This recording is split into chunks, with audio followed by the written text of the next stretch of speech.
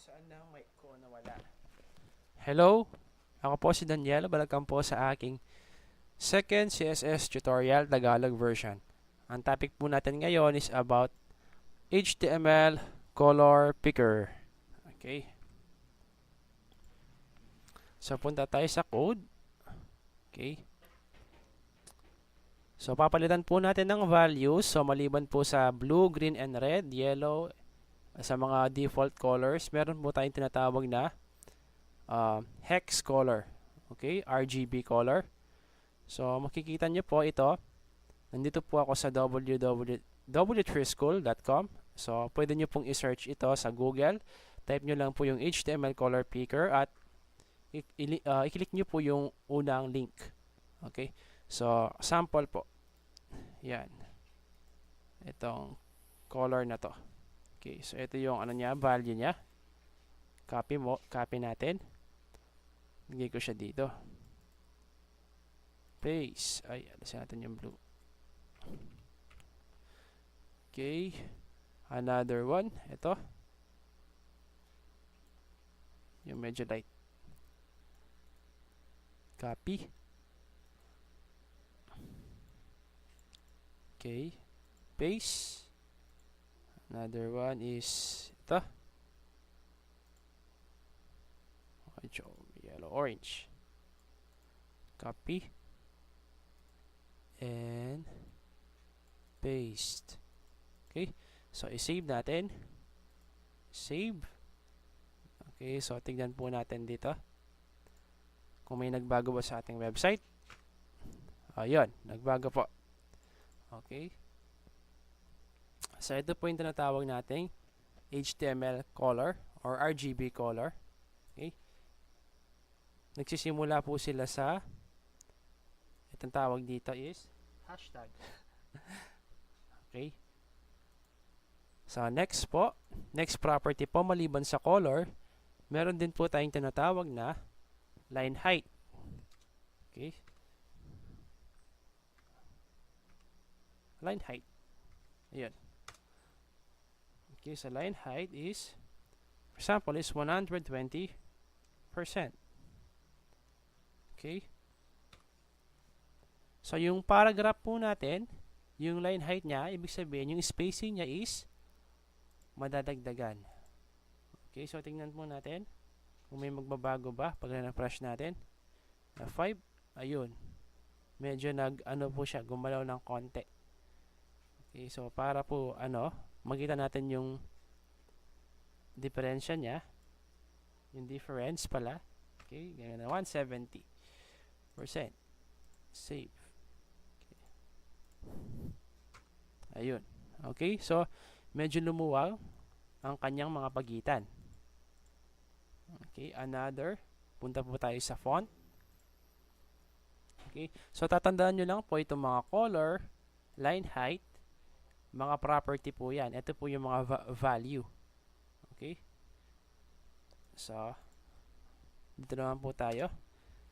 Font. Okay. Font size. Font family, font size, font adjust. Okay. Ilagay po muna natin dito sa mga basic. Okay. Font weight. Ganyan po natin bold. Okay. Bold.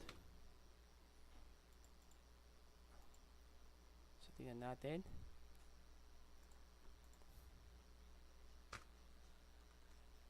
Okay, mapapansin niya itong heading ay header. Okay. Heading tags is already bold na po. Okay.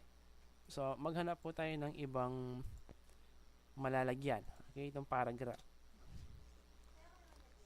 Palitan po natin ng kulay. Alisin po natin yung kulay para mag-default na black. Para makita po natin yung difference. Ayun. So, naging bold siya. Pwede rin pong font size. Font size. Gawin po natin 14 pixel. Okay. So, mapapansin nyo po itong heading is malaki. So, magpo-format po siya ng ganitong kalaking font. Okay. Nasaan na siya? Ayun. So, refresh. So, liliit siya. So, okay. So, yun po. So, ano pa po? Font style. Sabihin natin font style. Font style. Pwede na siyang italize. Italic. Okay.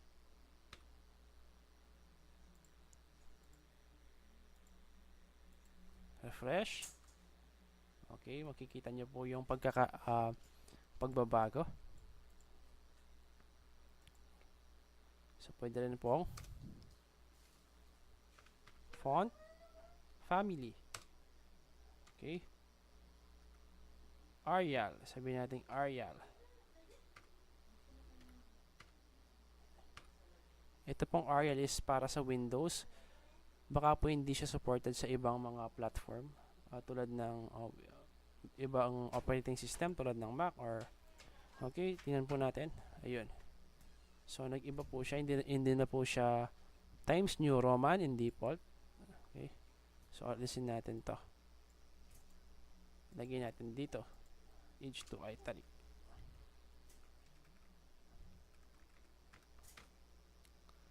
Okay. Para makita natin yung pagbabago.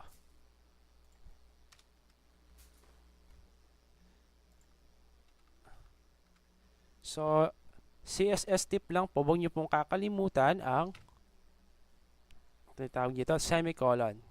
Okay? Kasi po, magkakaproblema po tayo sa second property. Okay? So, kailangan, kapag marami siyang property, kailangan nandito ang semicolon. Okay? So, ano tayo dito? Okay, so mapapansin nyo po, iba po yung font nito. Okay, iba rin yung font nito. Okay. So, yun po. Hanggang doon po muna tayo. Maraming salamat po sa panonood. Paalam!